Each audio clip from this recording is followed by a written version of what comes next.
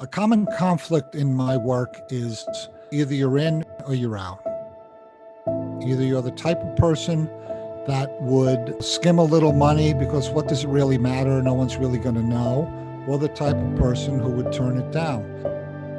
The interesting people to me are the ones who contemplate it for a little while and then decide. I had one character that I described as he's a good person, but it doesn't come to him easily. And that's the kind of characters that I find interesting. My father was like a very violent alcoholic.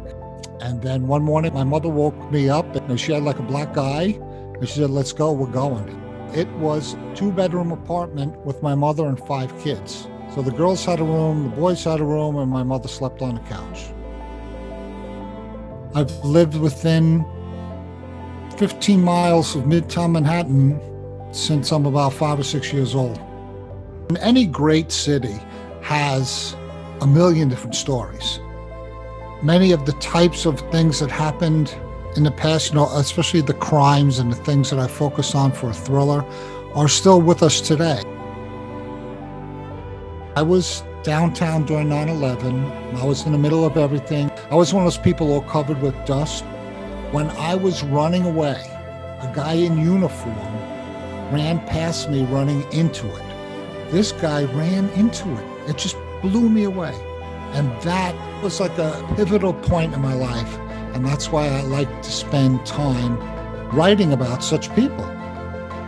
And that's really where the volunteer concept came from. The volunteers are an organization that have been in the background throughout the history of New York City. In the first book in the volunteer series, Woodbury Kane did fight in the Spanish-American War. He came back to New York and he saw the regular common man was living in ghettos. And he saw the injustice of it all. He confronts 2 bodyguards from the notorious 5 Points gang, and he convinces them to attempt an assassination on their leader, Paul Kelly.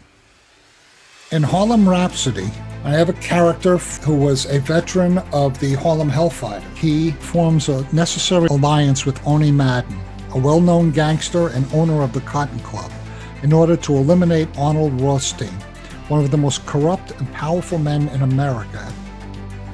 In my latest book, Dakota, depicts the era in New York City when the German-American Bund held rallies in full Nazi regalia.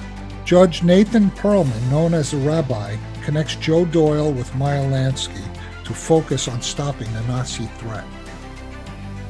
In all of my stories, the volunteers' mission is to make things right, even if they have to do things wrong. History is current events that merely took place in the past.